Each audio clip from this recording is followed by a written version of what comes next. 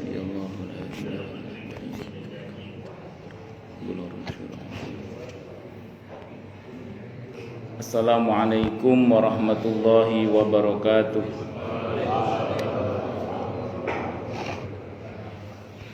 Bismillahirrahmanirrahim. Alhamdulillahi rabbil alamin. Wa bihi nasta'inu ala umurid dunya waddin. Wassalatu wassalamu ala asyrafil anbiya'i wal mursalin, Sayyidina wa habibina wa syafi'ina wa qurrati a'yunina wa maulana Muhammadin wa ala alihi wa ashabihi wa dhurriyyatihi ajma'in, amma ba'd. Ashhadu an la ilaha illallah wa ashhadu anna Muhammadar Rasulullah wa ufawwidu amri ilallah, innallaha basirum bil ibad. Hasbiyallahu la ilaha illa huwa alaihi tawakkaltu wa huwa rabbul arsyil azim. Qala Allah ta'ala fi kitabihil karim hikayatan an nabiyillahi Musa alaihi salam. Rabbi syrah li sadri wa yassir li amri wahlul 'uqdatam min lisani yafqahu qawli. Para alim, para asatid, para asatidah, para bapak dan ibu sekalian, hafizani wa hafizakumullah, wa bil khusus segenap pengurus Masjid Baitul Jihad Kemang Pratama 2 dan sekitarnya, yang semoga pengurusnya dan jamaahnya selalu dalam naungan rahmat, barokah, perlindungan serta bimbingan Allah Subhanahu wa ta'ala. Amin, Allahumma amin, insyaallah. Allahumma inna nas'aluka ilman nafi'a wa rizqan thayyiba wa amalan mutaqabbala wa fatahallahu lana futuhal arifin. Allahumma inna na'udzubika min ilmin la yanfa' wa amalin la yurfa' wa qalbin la yakhsha' wa du'a'i la yusma'. Allahumma ati anfusana taqwaha wa zakkiha anta khairu man zakkaha anta waliyuha wa maulaha. Amin, Allahumma amin, insyaallah. Pertama-tama tentu mari kita haturkan puja dan puji syukur kita ke hadirat Allah Subhanahu wa ta'ala dengan berucap alhamdulillahi rabbil alamin. Mudah-mudahan dengan hamdalah ini nikmat dari Allah untuk kita ditambah, karena Allah telah berjanji dalam Al-Quran di surah Ibrahim ayat 7, A'udzu billahi samii'il 'aliim minasyaitonir rajim. Wa idz adzana rabbukum la in syakartum la azidannakum wa la in kafartum inna 'adzabi lasyadid. Jadi kalau kita bersyukur, sungguh nikmat dari Allah untuk kita ditambah. Dan kalau kita kufur, kita diingatkan oleh Allah akan siksa yang sangat pedih. Ini janji Allah, dan janji Allah dalam Al-Quran itu la raiba fih, tidak ada keraguan di dalamnya. Di antara penjelasan la raiba fih adalah siapapun yang mengamalkan isi Al-Quran dengan keimanan dan keyakinan, maka Allah akan tunjukkan kebenaran Al-Quran itu kepadanya hingga tiada lagi keraguan dalam hatinya. Salawat dan salam semoga tercurah limpahkan untuk junjungan kita Nabi besar Muhammad sallallahu alaihi wasallam. Semoga kita semua diakui sebagai umat beliau. Amin, Allahumma amin, insyaallah. Saya wasiatkan terutama untuk diri saya sendiri dan panjenengan semua, Anda semua, kita semua, agar kita semua terus berusaha meningkatkan ketakwaan kita kepada Allah Subhanahu wa ta'ala. Karena dengan takwa itulah kita bisa memperoleh derajat yang sangat tinggi dengan sesungguhnya di sisi Allah Subhanahu wa ta'ala. Hal ini didasarkan kepada firman Allah Subhanahu wa ta'ala dalam Al-Quran di surah Al-Hujurat ayat 13. A'udzubillahi samii'il 'aliim minasyaitonir rajim. Ya ayyuhan nasu inna khalaqnakum min dzakarin wa untha waja'alnakum syu'uban wa qabaila lita'arafu inna akramakum 'indallahi atqakum al-ayah. Wahai manusia, sesungguhnya kami telah menciptakan kalian dari seorang laki-laki dan seorang perempuan, berkembang menjadi bersuku-suku dan berbangsa-bangsa agar kalian saling mengenal. Sesungguhnya yang paling mulia di antara kalian di sisi Allah adalah yang paling bertakwa. Allah juga berjanji akan memberikan bonus bagi siapapun yang sungguh-sungguh bertakwa kepada Allah, berupa solusi atau jalan keluar dari setiap masalah yang dia hadapi. Dan Allah juga berjanji akan memberinya rizki dari arah yang dia tidak duga sebelumnya.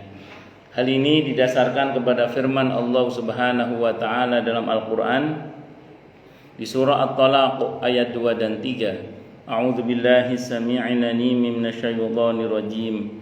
Wa may yattaqillaha yaj'al lahu makhraja wa yarzuqhu min haitsu la yahtasib. Dan barang siapa orang yang bertakwa kepada Allah, maka Allah akan berikan dia jalan keluar dan rizki yang tak terduga. Di ayat 4-nya Allah berfirman, wa may yattaqillaha yaj'al lahu min amrihi yusra. Siapa yang bertakwa kepada Allah, maka Allah akan jadikan urusannya mudah. Semoga kita semua minal muttaqin, bahkan lil muttaqina imama. Amin, Allahumma amin insyaallah. Para bapak dan ibu sekalian, hafizani wa hafizakumullah.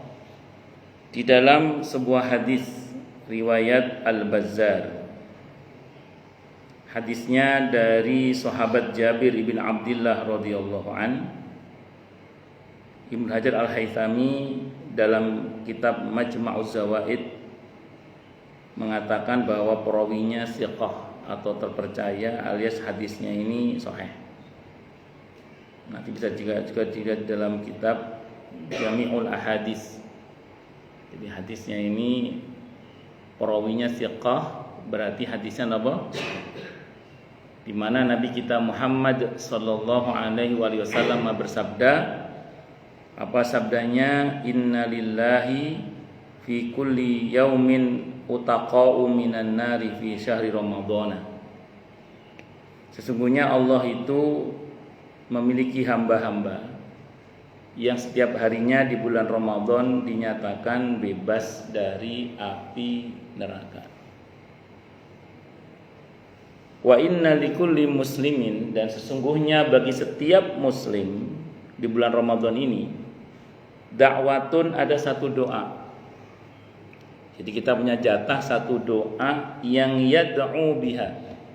Dia berdoa dengan satu doa itu, maka fayastajibulah, maka pasti Allah akan segera kabulkan doanya itu untuknya.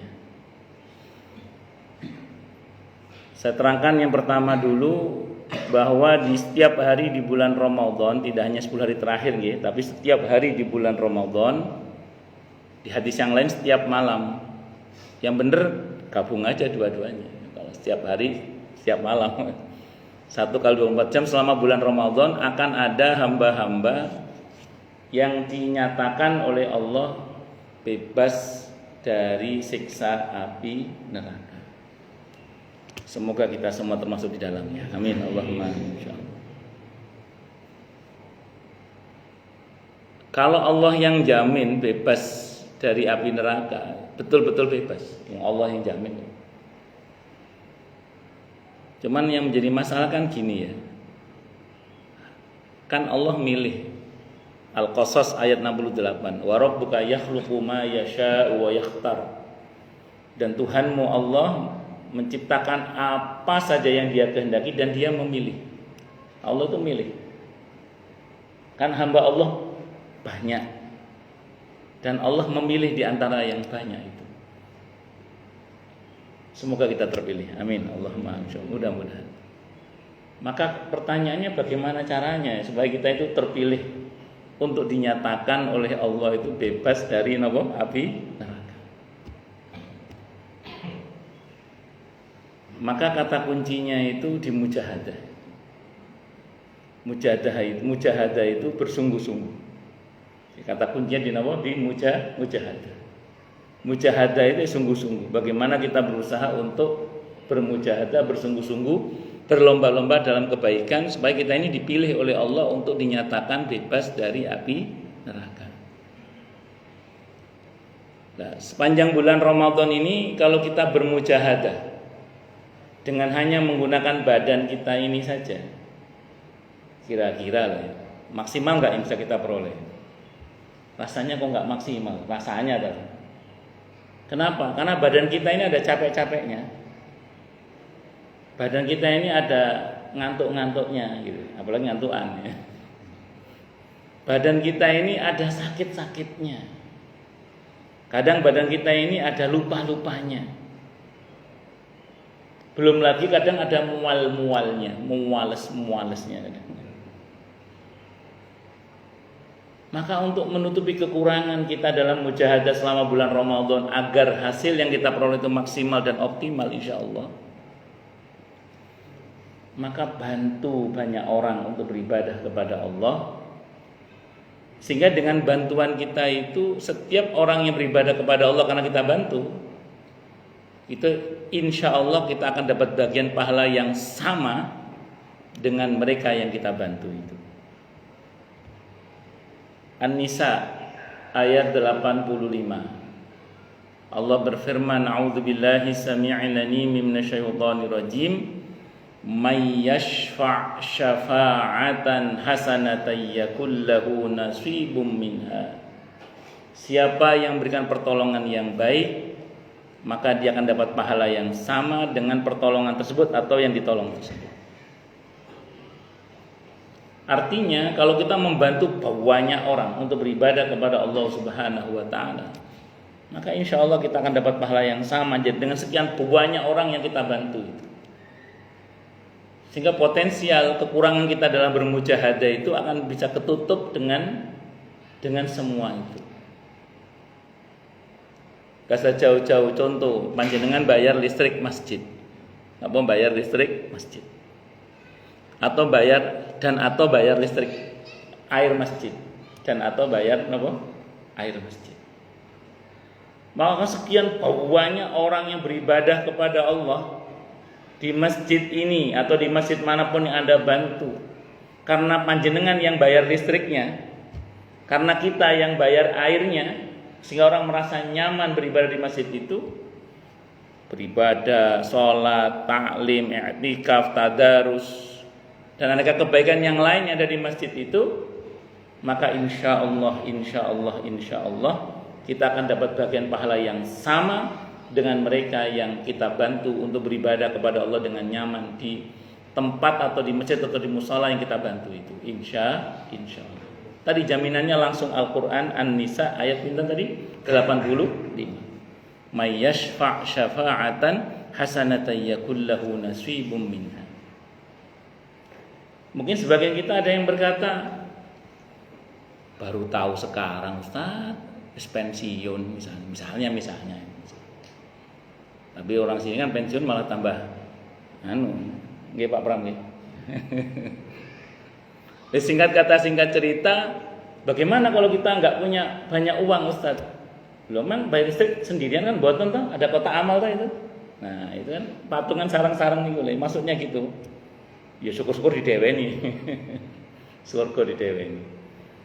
Kalau sanggup monggo. Kalau enggak kan ada kotak amal itu. Atau bagi yang tidak punya uang gampang, kasih tahu yang punya uang gitu. Jadi yang nggak punya uang atau yang uangnya nggak banyak gampang, kasih tahu yang uangnya banyak. Hadisnya Sahih Muslim. Kalau kita memberitahu orang, maka orang yang kita beritahu itu akan dapat pahala yang sama dengan yang diberitahu itu. Nah, Islam itu luar biasa. Maka monggo kita semua, tidak hanya panjenengan tapi juga saya, ambil bagian pada ngasih menu buka puasa bersama, apa takjil di masjid atau di mushola atau di mana, atau apalah gitu. Sehingga mudah-mudahan kita dapat bagian pahala yang sama dengan mereka yang kita bantu itu. hari Senin kemarin pas saya ngisi kajian di Indonesia Power itu ada bapak-bapak yang nanya ke saya gini, beliau sakit rupanya. Jadi beliau ini nggak bisa puasa karena sakitnya itu menuntut beliau untuk minum obat gitu. Terus beliau nanya ke saya, bagaimana caranya ya Ustadz ya supaya saya dapat pahala puasa? Karena saya nggak bisa puasa Ustadz karena beliau sakit beliau. Maka saya jawab, gampang Pak, bantu orang lain puasa, saya bilang gitu. Bantu orang lain puasa. Adakan itu untuk menu berbukanya, menu sahurnya, sekian banyak orang yang kita bantu itu, insya Allah kita akan dapat bagian pahala yang sama dengan mereka yang kita bantu itu. Allahu Akbar. Apalagi kadang sebagian kita 10 hari terakhir bulan Ramadan malah mudik. Bukan berarti nggak boleh mudik. Ada sebagian kita di 10 hari terakhir bulan Ramadan, bagi ibu-ibu mungkin pesanan nastar tambah banyak misalnya gitu. misalnya. Loh, apa ndak boleh kita beraktivitas duniawi? Monggo, ndak apa-apa. Yang penting kalau saya sering bilang jangan lepas zikir dan doa. Jangan lepas zikir dan doa. Jangan tinggalkan, monggo, ndak ada masalah. Yang dengan pekerjaannya silakan, ndak ada masalah.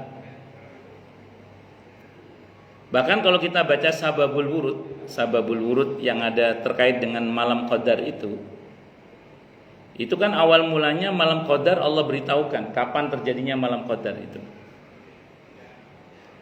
Begitu tahu malam ini misalnya turun malam qadar, itu masjid penuh Pak, pasar tutup Pak. Di sistem sosial, sistem ekonomi itu berhenti Pak. Wis pokoke mandek kabeh. Yang masjid tumplek di masjid. Rupanya Allah tidak mau begitu. Allah maunya itu normal-normal saja. Allah maunya itu apa? Normal-normal saja.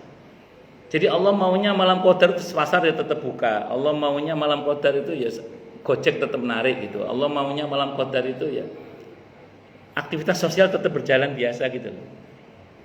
Seolah-olah Allah mau bilang bahwa malam qadar itu tidak harus diraih di satu tempat walaupun masjid itu paling utama, Pak.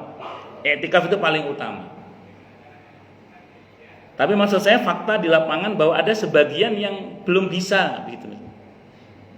Belum bisa, entah belum bisa 24 jam, entah belum bisa yang malamnya bahkan misalnya. Atau bahkan tidak bisa untuk bahkan yang malam ganjilnya misalnya. Maka silakan dengan aktivitasnya yang ada, tapi jangan lepas zikir dan doa. Syukur-syukur ada hafalan Al-Quran yang bisa dimurojaah. Perbanyak Allahumma innaka afuwun tuhibbul afwa fa'fu anni misalnya. Nah, itu kekurangan-kekurangan kita dalam bermujahadah itu mudah-mudahan ketutup Pak. Pas malam qadar karena kita membantu orang merasa nyaman iktikaf di masjid. Saya nggak tahu di sini kalau di masjid tempat saya iktikaf itu sampai ada beberapa jamaah itu yang bawa dispensernya ke masjid Pak. Terus sak kopi-kopi ini Pak. Sak kopi-kopi ini. Sak mie gelasnya juga Pak. Itu untuk membantu supaya orang-orang kuat melek iktikaf di masjid itu. Allahu Akbar. Nah, disitulah kalau malam qadar itu terjadi, sebagian kita mungkin ada kekurangan dalam bermujahadah, ketutup Pak, dengan kalau kita membantu orang lain tadi. Kita akan dapat pahala yang sama dengan sekian banyak orang yang mendapatkan keutamaan malam qadar karena kita membantu aktivitas mereka dalam beriktikaf dan lain sebagainya itu. Tapi jangan punya pikiran begini ya. Aku wis bantu masjid akeh, saya sudah bantu masjid banyak. Bantu musola banyak, bantu pesantren banyak, bantu para santri banyak, berbuat imam masjid sudah banyak saya bantu. Terus jangan gini, lah ngono tak santai aja lah, kan sudah punya pasif income. Sudah punya pasif income, jangan gitu. Tetap kita harus bermujahadah, kita harus bersungguh-sungguh. Kalau perlu malam-malam Ramadan jangan tidur kalau perlu. Terutama 10 hari malam, kecuali terutama malam 10 hari terakhir di bulan Ramadan kalau bisa. Loh, sopir bis malam saja itu rela nggak tidur semalam suntuk Pak demi ngejar ratusan ribu. Sopir bis malam saja itu rela melek semalam suntuk demi uang berapa tadi, ratusan ribu. Ya masuk kita untuk dapat keutamaan malam qadar kayak turu aja. Napa tidur. Ustaz, kan katanya kalau ngantuk suruh tidur. Betul, tidak salah memang. Nabi yang menyatakan bahwa aukamakal mata itu punya hak kalau ngantuk apa? Tidur. Tapi tolong bedakan mana ngantuk, mana ngantuan, itu beda, Pak. Jadi mana ngantuk, mana apa? Ngantuan itu beda. Maka kalau dirasa memang betul-betul capek, silakan istirahat. Insya Allah istirahat kita pun punya nilai ibadah karena kelelahan dalam kebaikan. Diniatkan nanti bangun untuk beribadah lagi kepada Allah, itu ibadah, tidak ada masalah. Tapi rumong soalnya perasaan istirahat cukup, mangan cukup, kok sih ngantuk ayo. Berarti apa namanya? Ngantuan. Yang model begitu dimujahadai, Pak. Apa minum kopi, nopo ngunyah marning, tahan nopo ben kuat melek. Karena tadi supir bis malam aja rela melek semalam suntuk demi ngejar uang ratusan ribu. Mosok kita mau ngejar keutamaan malam qadar gak mau nopo melek. Ngeten. Masa kita gak mau melek?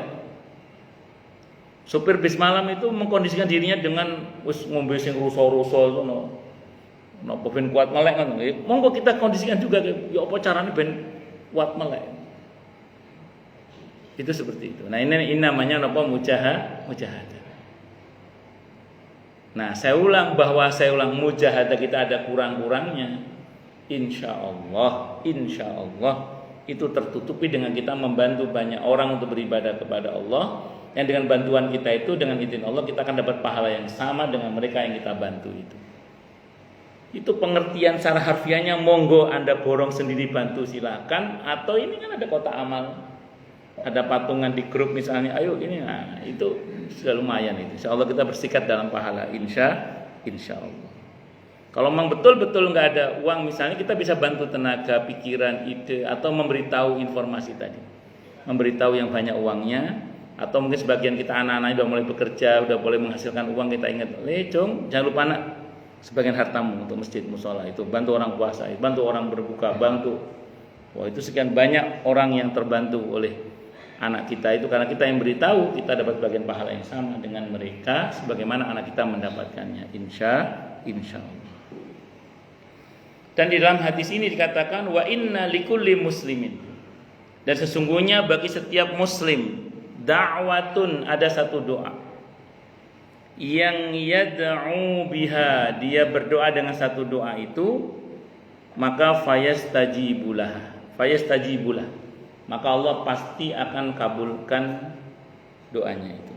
Jadi setiap kita itu punya jatah satu doa yang Allah jamin akan disegerakan pengabulannya. Kenapa kok dikatakan segera? Karena menggunakan fa di situ. Fa di situ berarti segera. Karena gini, umumnya doa itu kan pasti dikabulkan oleh Allah. Semua doa kita pasti dikabulkan oleh Allah. Pasti itu. Selama kita tidak berburuk sangka kepada Allah dengan mengatakan doaku tidak dikabulkan oleh Allah. Hadisnya riwayat Al-Hakim. Hanya kan kalau kata Nabi dalam hadis riwayat Al-Hakim itu pengabulannya bisa dipercepat, bisa ditunda, bisa diselamatkan kita dari musibah setara dengan kebaikan yang kita minta. Nah, khusus di bulan Ramadan ini kita punya jatah satu doa. Satu doa yang kata Nabi, wa inna likulli muslimin. Lihat terjemahannya, dan sesungguhnya bagi setiap muslim ada da'watun, satu doa, yad'u biha, yang dia berdoa dengan satu doa itu, maka fayastajibulah, Allah akan kabulkan doa itu untuknya. Artinya disegerakan untuk diijabah oleh Allah. Masalahnya adalah doa yang mana yang mau dikabulkan oleh Allah dari doa-doa kita. Wallahu a'lam bishawab. Makanya udah banyakin doa aja yang baik-baik. Ada jamaah saya ngomong gini ke saya, Ustadz, kalau doanya cuma satu aja, jadi selama bulan Ramadan saya doanya cuma satu aja, Ustadz. Apa itu, Bu? Ya Allah, kabulkanlah semua doa hamba. Mau doa, monggo saya bilang silakan aja. Kan kita tidak tahu doa kita yang mana yang dikabulkan oleh Allah Subhanahu wa taala. Itu persis kalau pasti multajam didesak orang gak us blengkat itu ngopo ini. Akhirnya saya cuma bilang di multajam, ya Allah, jadikanlah doa hamba di mana saja itu mustajabah seperti di tempat ini. Anggal tenan itu ngono ae. Itu seperti. Nah, ini yang mau saya sampaikan adalah kita punya jatah. Makanya jangan ngomong sembarangan, omong saomong yang bagus, sesuai donga yang baik-baik lah. Berdoa yang baik-baik, omong yang baik-baik. Yang mudah-mudahan itu diijabah oleh Allah karena setiap muslim di bulan Ramadan ini punya jatah satu doa yang akan Allah kabulkan dengan segera. Kalau kaidah doa secara umum tetap berlaku ya, seperti di hari Jumat ada waktu-waktu mustajabah itu tetap berlaku. Tapi khusus untuk Ramadan memang kita dikasih satu jatah doa yang itu dijamin khusus berkaitan dengan Ramadan itu Allah kabulkan. Makanya Siti Aisyah radhiyallahu anha ketika bertanya kepada Nabi kita Muhammad sallallahu alaihi wasallam mengenai ya Rasulullah, apa kiranya yang kami baca kalau malam itu terindikasi malam qadar? Kata Nabi, perbanyak baca Allahumma innaka afuwun tuhibbul afwa fa'fu anni. Wahai Allah, Engkau zat yang maha pemaaf, Engkau senang memaafkan, maka maafkanlah hamba. Jadi Tuhan kita Allah itu zat yang tidak hanya maha pemaaf, tapi hobinya itu memaafkan. Jadi Allah itu senang memaafkan. Makanya kalau bahasanya malaikat Jibril, raghima anfu rajulin, rugi banget orang yang mendapati Ramadan kok keluar bulan Ramadan tidak diampuni oleh Allah. Nauzubillah min syarri dzalik. Memang kebangetan kalau ada orang masuk bulan Ramadan kok keluar bulan Ramadan tidak diampuni oleh Allah Subhanahu wa taala. Itu kebangetan. Karena Allah itu zat yang tidak hanya maha pemaaf. Bahkan Allah itu hobinya lo memaafkan. Allah itu senang memaafkan. Maka maafkanlah hamba. Ustadz, kenapa enggak minta ampun, kok minta maaf? Bedanya apa? Dalam Islam dua-duanya disyariatkan. Minta ampun yang disyariatkan, minta maaf juga disyariatkan. Kalau kata para ulama, kalau ampunan maghfirah, dosa itu ditutup. Kasusnya ditutup, di SP3 kan, dipeti es kan, didepenering apa namanya, saya enggak paham. Tapi kalau dimaafkan oleh Allah dosa itu, Allahumma innaka afuwun tuhibbul afwa fa'fu anni. Afa itu pohon yang dicabut sampai ke akar-akarnya. Berarti kalau kita mendapat, dan semoga kita mendapatkan pemaafan dari Allah, maka dosa kita dicabut sampai ke akar-akarnya. Ada yang nanya, Ustadz, emang dosa ada akarnya ya? Maka saya jawab, di antara nama dosa itu adalah ismun. Di antara nama dosa itu apa namanya? Ismun. Ismun itu artinya buntut yang panjang. Kadang perbuatan dosa itu buntutnya panjang. Ada yang berdampak pada masalah ekonomi, masalah kesehatan, masalah rumah tangga, masalah anak, masalah dengan macam-macam. Itu buntut yang panjang. Kadang perbuatan dosa itu apa? Buntutnya apa? Panjang. Maka kalau kita dan semoga kita meraih pemaafan dari Allah, dosa itu dicabut oleh Allah sampai ke akar-akarnya sehingga masalah itu selesai dengan izin Allah Subhanahu wa taala. Maka Ramadan ini kesempatan yang sangat bagus di bulan Ramadan untuk kita tidak hanya meraih ampunan Allah, tapi semoga kita meraih pemaafan dari Allah Subhanahu wa taala. Maka di malam-malam Ramadan, terutama yang terindikasi ada malam qadar di 10 hari terakhir di bulan Ramadan, sambil kita berdoa yang lain-lain, jangan lupa banyak-banyak Allahumma innaka afuwun tuhibbul afwa fa'fu anni. Dan di dalam bulan Ramadan ini kita punya jatah satu doa yang Nabi janjikan akan disegerakan pengabulannya karena menggunakan huruf fa yastajibu. Maka manfaatkanlah untuk banyak-banyak berdoa yang baik-baik yang Allah ridhoi di dalam bulan Ramadan ini. Para jamaah sekalian, hafizani wa hafizakumullah.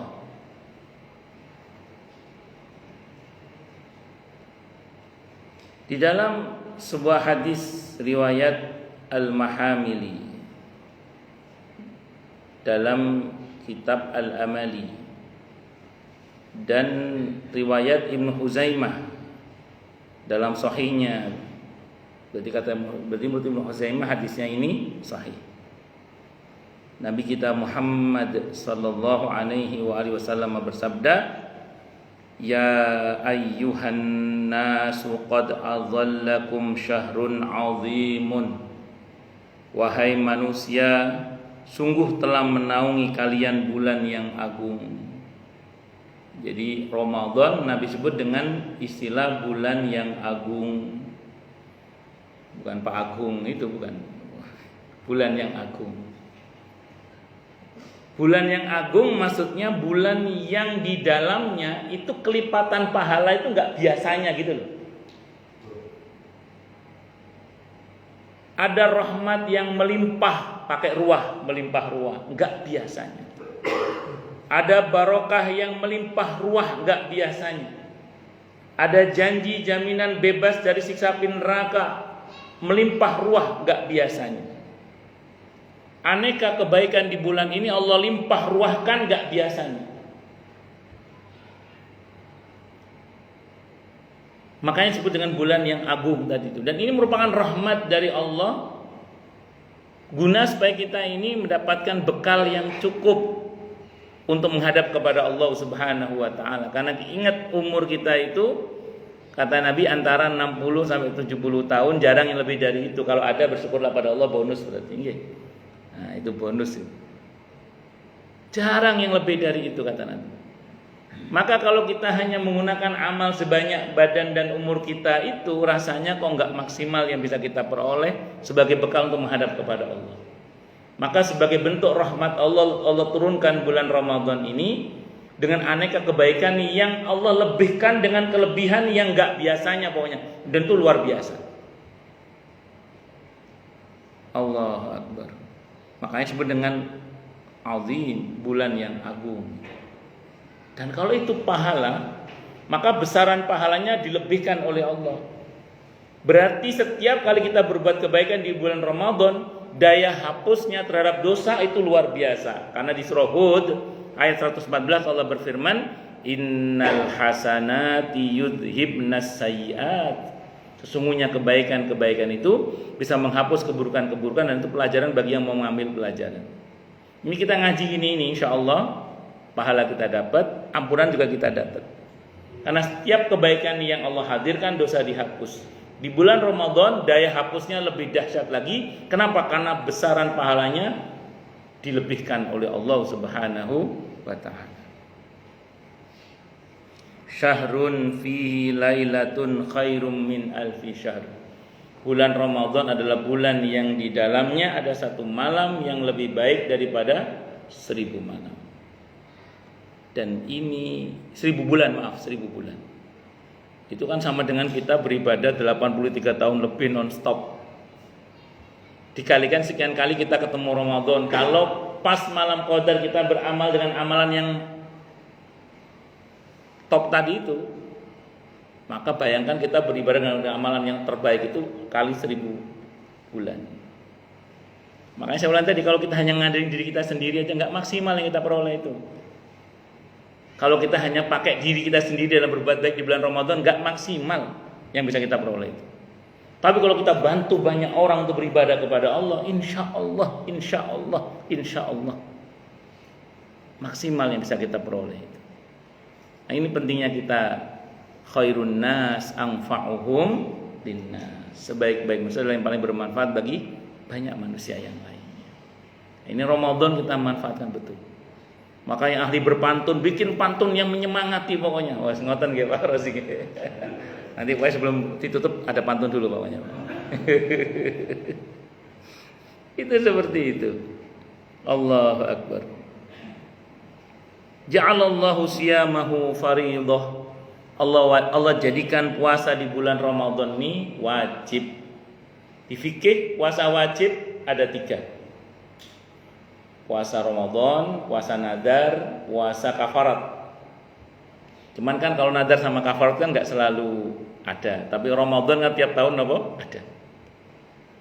Kita diwajibkan berpuasa di dalamnya, di mana puasa ini melatih kita untuk berbuat aneka kebaikan yang itu nggak biasanya kalau kita nggak puasa.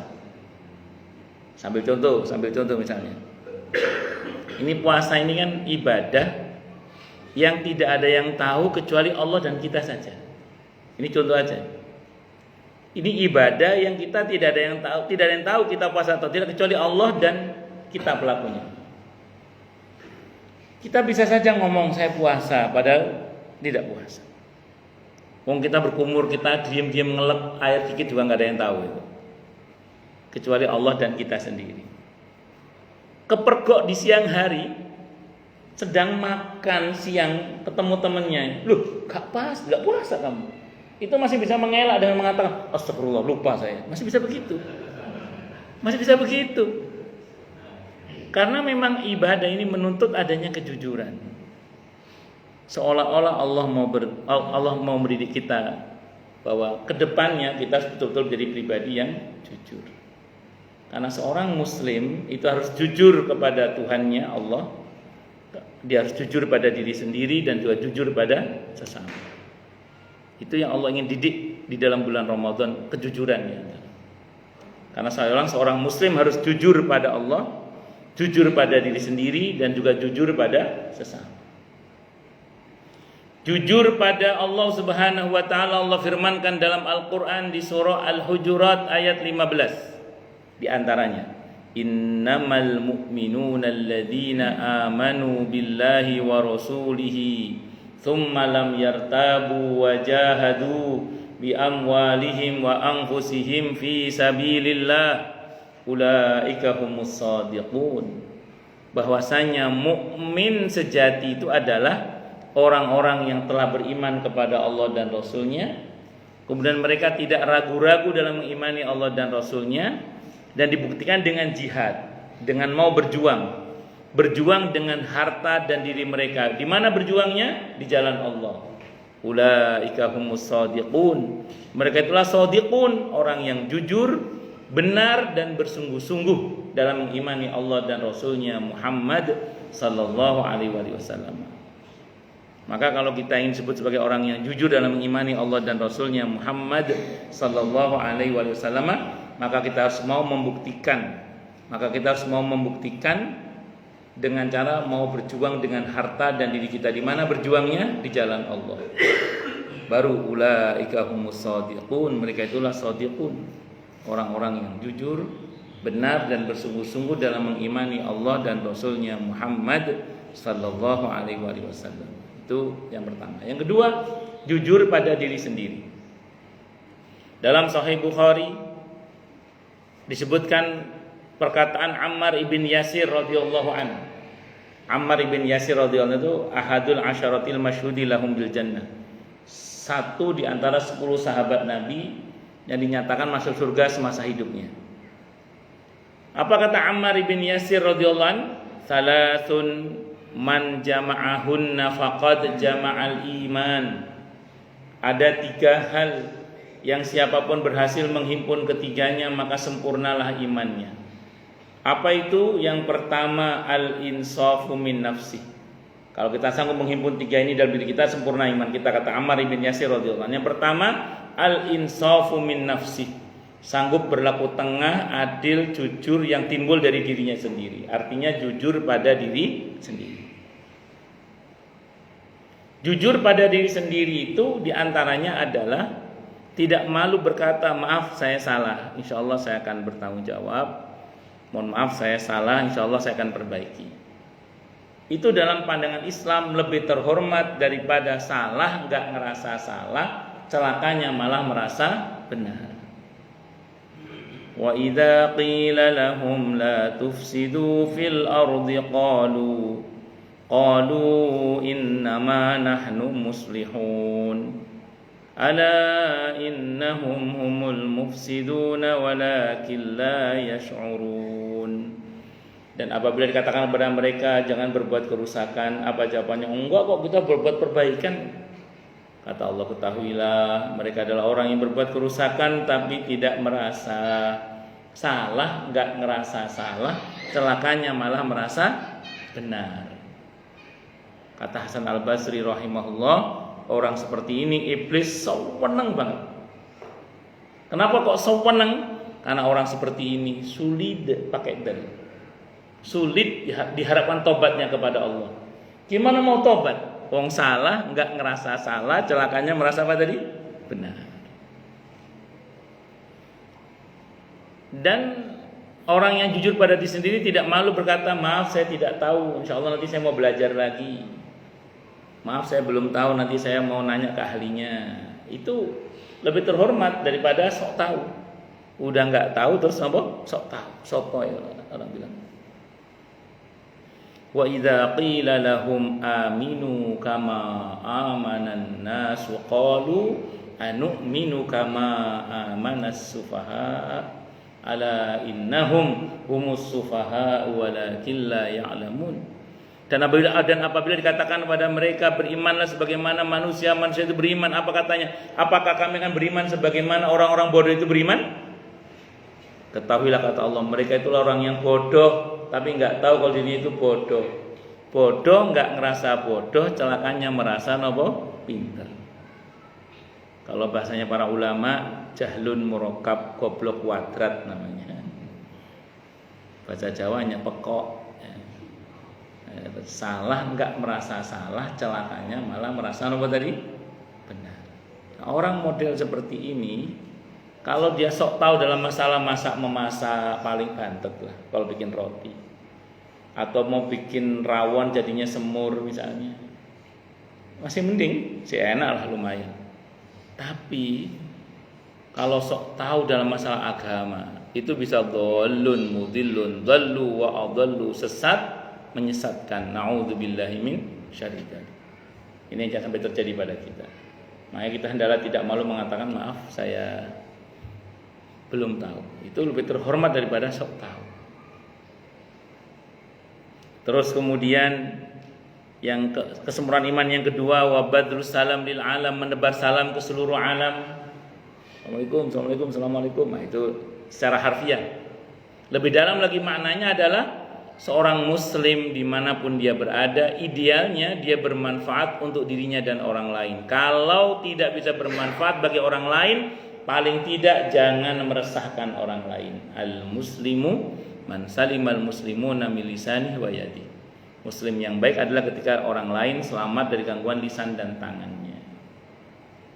Maka hati-hati omong saomong, jangan sampai mengganggu orang lain. Tindak tanduk kita jangan sampai meresahkan orang lain. Dan yang terakhir, yang ketiga adalah wal infaqu minal iqtar, berinfak saat dia sendiri butuh. Tapi kalau saya baca syarahnya di Syarah Sahih Bukhari Fathul Bari itu maknanya wal infaqu minal iftiqar. Kalau iman kita mau sempurna, berinfaklah sesuai dengan kebutuhan orang yang kita bantu. Maksudnya kalau bisa infak kita itu infak yang produktif dan atau solutif. Ramadan ini biasanya yang pasti zakatul fitri itu harus. Terkait dengan Ramadan, yang pasti nopo zakatul fitri kewajibannya persis saat matahari tenggelam itu mulai kena hukum wajib. Maka kalau ada orang meninggal setelah maghrib, wajib dikeluarkan zakatul fitrinya karena dia masuk di pas wajibnya pas wajibnya zakatul fitri. Tapi kalau dia meninggal sebelum matahari tenggelam, itu kalau dalam mazhab Syafi'i belum wajib. Dikeluarkan lebih baik supaya tidak was-was. Kalau bayi lahir sebelum maghrib, wajib dikeluarkan zakatul fitrinya. Kalau lahirnya setelah maghrib, ulama beda pendapat. Kalau dalam mazhab Syafi'i tidak wajib. Kalau dikeluarkan lebih baik kalau dikeluarkan. Karena zakat itu lebih tidak ada masalah, kurang jangan. Itu seperti itu. Tapi ada zakatul mal pun yang kadang sebagian jamaah milihnya Ramadan, walaupun untuk zakatul mal nggak harus bulan Ramadan. Kalau zakatul fitri itu konsumtif. Tujuan disyariatkannya adalah fuqara masakin bisa makan saat Id. Itu tujuan zakatul fitri, konsumtif memang. Tapi kalau zakatul mal, kalau sekiranya zakat panjenengan tohuanya, itu kalau bisa jangan habis yang untuk konsumtif. Jangan habis untuk yang konsumtif, maksudnya jangan habis, maaf ya, contoh beberapa fuqara masakin diundang ke rumah, diamplopin 200 ribuan, itu namanya BLT, bantuan langsung telas itu. Nah, boleh nggak? Boleh, nggak apa-apa sih. Cuman kalau bisa jangan begitu. Yang begitu silakan, tapi harus ada bagian yang sifatnya produktif. Dalam bentuk apa? Modal usaha, beasiswa sekolah, pelunasan hutang, dan beberapa hal yang lain. Yang sifatnya itu produktif dan atau solutif. Contoh, ada orang pinter nyopir, nggak punya SIM. Kita buatkan dia SIM pakai dana zakat kita supaya dia bisa kerja. Ada guru TPQ motornya kalau udah jelek, kita suruh jual motor lamanya, kita belikan motor yang baru, kita tambah misalnya, supaya dapat motor yang lebih bagus misalnya. Itu juga produktif, solutif insya Allah. Atau ada orang punya hutang, kita lunasi hutangnya. Gak usah mikir jauh-jauh yang hutang gede-gede. Jangan pergi ke kampung, temui tukang sayur di kampung itu, tanya, di sini siapa fuqara masakinnya punya utang sama ibu. Itu nanti dia akan buka buku catatan besar itu. Bu Wagiem 50.000 ngutang sawi. Nanti butuh kiem ngutang terasi atau nopo. Wagimin ngutang. Banyak orang-orang sepuh di kampung-kampung itu yang kalau mau makan untuk belanja itu dia ngutang ke tukang sayur tetangganya itu, nanti bayarnya nunggu anaknya gajian atau apa. Bilang aja sama tukang sayurnya, Bu, tak tutup utangi wong-wong kabeh iku ya, tak tutup, kita tutup utangnya. Ini belanja ke depan dia nggak usah bayar ini uangnya. Tapi mesti cari tukang sayur yang amanah tadi, lek ngono ditilep juga sama dia. Allahu Akbar. Nah ini contoh aja, itu solutif itu. Paling nggak beberapa waktu ke depan ibu ini belanjanya harus tenang lah. Yang begitu-begitu itu yang menyempurnakan iman itu. Allah, jadi sesuai dengan kebutuhan dan atau produktif dan atau solutif. Dan yang terakhir adalah jujur pada sesama. Jujur pada sesama ini didasarkan kepada hadis muttafaqun alaih Bukhari Muslim. Nabi bersabda, al-bay'ani bil khiyari ma lam yatafarraqa fa in sadaqa wa bayyana burika lahum fi bai'ihima wa in katama wa kadzaba muhiqqat barakatu bai'ihima. Dua orang yang sedang transaksi jual beli, boleh pilih jadi atau tidak transaksinya. Kalau keduanya jujur dan berterus terang, Allah akan berkahi transaksinya. Kalau keduanya berdusta dan menutup-nutupi, Allah akan hilangkan keberkahannya. Allah akan hilangkan keberkahannya. Jadi hati-hati bagi yang nastar ngambil dari teman, jangan bilang bikin sendiri, ya Bu ya. Ya ibu-ibu kalau jual nastar, kalau dari teman jangan ngomong bikin sendiri. Kalau orang nawar, modalnya aja belum dapat, padahal dapat, jangan begitu. Kita nawar nggak boleh ngomongnya apa, tadi sana nawar boleh, masa sini nggak boleh, itu juga bohong. Atau bahkan hati-hati jangan sampai kita itu baru sekali beli terus mengatakan mas langganan, padahal baru sekali beli. Yang lebih baik kita ngomong apa adanya, ya nanti kalau cocok kita langganan deh insya Allah. Saya kira ini yang bisa saya sampaikan, semoga bermanfaat. Monggo silakan yang mau tanya, protes, marah boleh silakan. Nggih, monggo Pak Tam.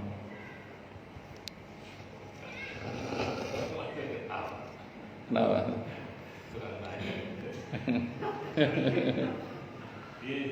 Nggih Pak. Ada kecenderungan kita tuh harus berpikir fokus. Yang pas paling bagus. Nggih. Maksud kalau kita mau bayar zakat pun bisa di Ramadan. Haulnya tepat Ramadan gitu terus. Contohnya itu kalau fokus. Nggih. Sekarang kalau di Ramadan sendiri kan waktu antara bulan. Nggih. Lebih bagus kita siang hari atau lebih bagus kita malam hari? Karena saya agak kesan kalau saya itu suruh kalong. Nggih. Baca Quran siang hari sama malam hari, ya mungkin malam hari bagusan. Padahal siang hari itu kalau baca kering tuh. Begitu nggih. Value-nya itu kita suruh fokus kemana sih? Bagus. Waalaikumsalam warahmatullahi wabarakatuh. Tentu ada ibadah-ibadah tertentu yang Nabi menyebutkan waktunya, dan di waktu itu berarti itu yang paling utama. Tapi ada banyak ibadah-ibadah yang Nabi tidak menyebutkan waktunya. Berarti itu bebas kapan saja sesuai dengan kondisi kita. Karena ada namanya itu gini, kalau kata Izzuddin Ibn Abdissalam rahimahullah, beliau mengatakan ada namanya ibadah mutlaqah muqayyadah. Ada ibadah mutlaqah ghairu muqayyadah. Ada ibadah yang mutlak, ada perintahnya dan dia terkait dengan waktu, dengan tempat, dengan bilangan, itu namanya muqayyad namanya. Ada ibadah yang mutlaqah ghairu muqayyadah. Mutlak ada perintahnya tapi tidak terikat dengan waktu, tidak terikat dengan tempat, tidak terikat dengan bilangan dan seterusnya.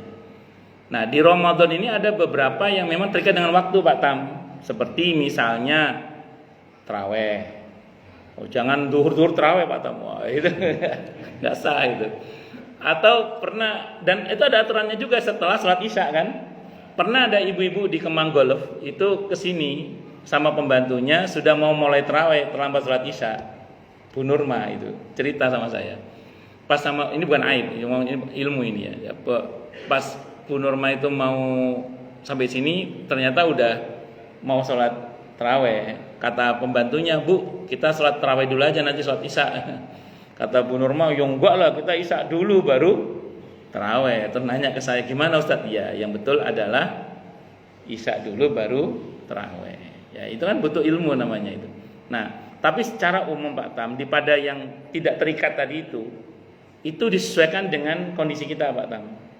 Jadi non sewu, kalau sekiranya nanti Pak Tam bilang baca Quran atau zikir tertentu ya sudah, berarti untuk siang hari Pak Tam mungkin ibadah yang lain, zikir dalam hati, terus mungkin digunakan untuk yang lainnya. Gitu. Khusus untuk tadarus Quran malam harinya aja. Karena berkaitan dengan ini tidak ditentukan waktunya Pak Tam. Monggo Pak Tam pilih saja mana yang lebih utama. Tapi pada hal-hal yang Nabi menyebutkan waktunya, tentu itu. Kalau untuk Ramadan terutama 10 hari terakhir ya. Iya, kalau untuk Ramadan terutama 10 hari terakhir. Kalau perlu jangan tidur itu. Iya, betul. Makanya di Saudi itu sependek yang saya tahu ya dari cerita teman-teman yang berada di sana, itu kalau 2 bulan Ramadan itu rata-rata mereka melek semalaman, terus kemudian jam kerja itu di agak siang gitu loh. Jadi mereka ada kesempatan untuk tidur di paginya, terus tapi di sana nggak ada macet sih ya, jadi enak aja santai. Emang di kita ini macet. Ya itu di antara yang saya tahu. Jadi yang betul itu kalau terutama untuk 10 hari terakhir itu lek iso ngalong nih, wis ojo turu lek iso. Nggih. Tapi bukan berarti kita mendolimi diri sendiri. Jadi kalau objektif betul-betul ngantuk silakan tidur nggak apa-apa, tapi harus bisa dibedakan mana ngantuk, mana ngantukan, itu aja sih. Dimujahadai dulu aja. Kalau masih bisa dimujahadai, lawan terus ngantuk itu. Lek gak iso ya wis turu betul. Nah, ngoten nggih Pak. Wallahu a'lam. Napa? Nggih, betul. Monggo silakan kalau ada. Nggih. Oh, ada tuh. Di Zoom ada yang nanya. Oh, nggih. Assalamualaikum warahmatullahi wabarakatuh Ustaz. Waalaikumsalam warahmatullahi wabarakatuh. Mau izin bertanya, bolehkah doa Allahumma innaka afuwun dan seterusnya tersebut diucapkan pada saat sujud terakhir? Jazakallah. Boleh banget, tidak ada masalah, kapan saja. Saya itu secara pribadi ini, mohon maaf ya, saya cerita dikit, mudah-mudahan jadi ilmu ya maksudnya. Saya itu sering memanfaatkan doa itu justru di dalam sholat gitu. Sholat sunnah. Sambil contoh gini, nun sewu. Pernah dengar nggak hadis tentang bahwa antara adzan dan iqamah itu adalah waktu yang mustajabah? Betul nggih? Saya lihat ada beberapa orang yang sholat qobliyah disegerakan terus banyakin doa gitu. Betul. Salah? Enggak salah. Bener. Teruskan. Cuman kalau saya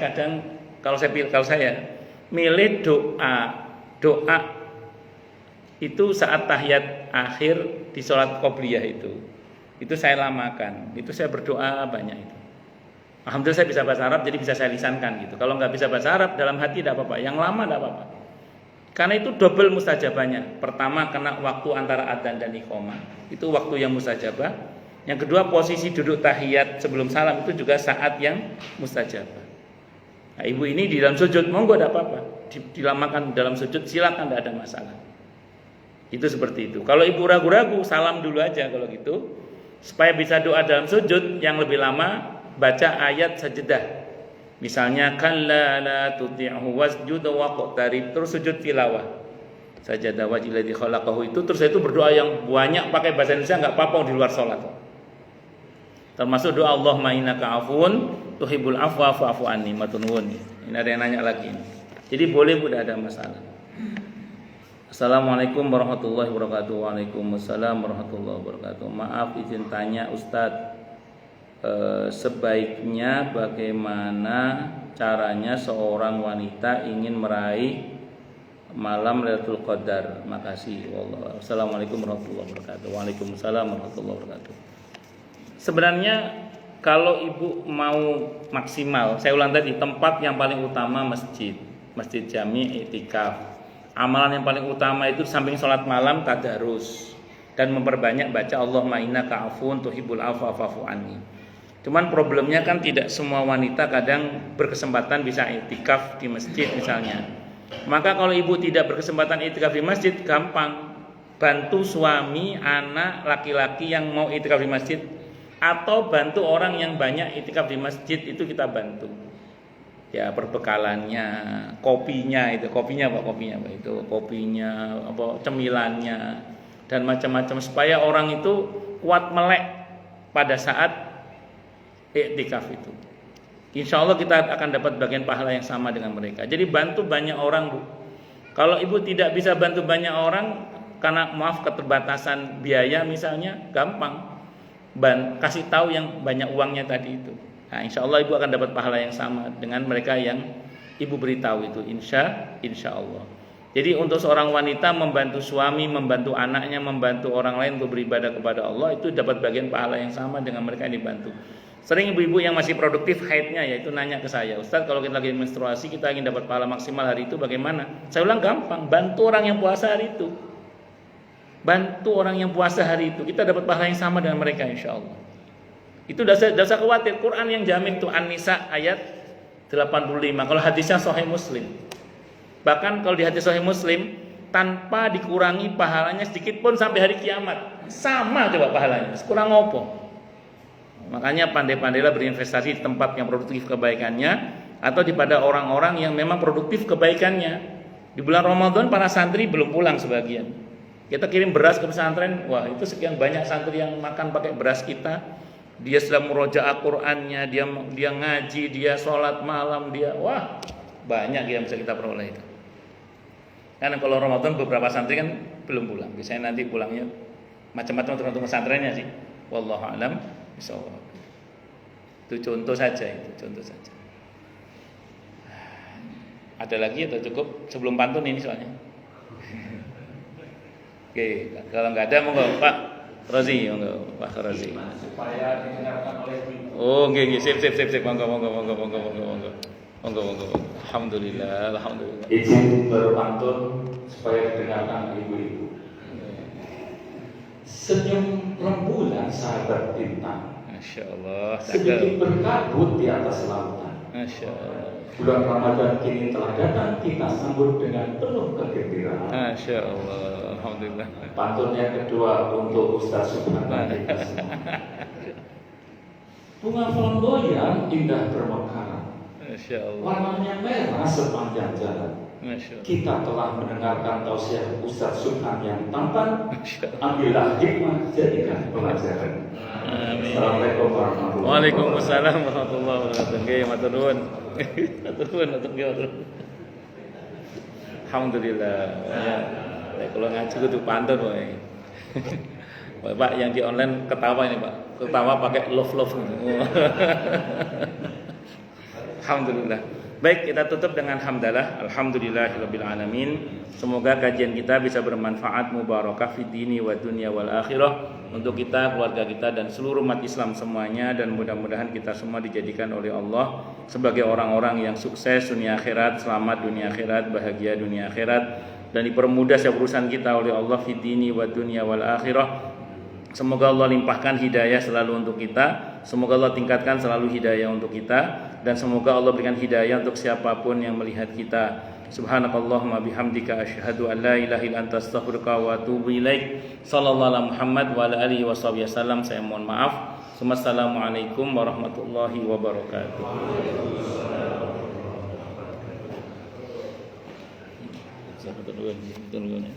Bisa tadi. Alhamdulillah. Nggih, sami-sami. Masih datang. Nggih, monggo. Nggih, tang-tangi kok. Nggih, saya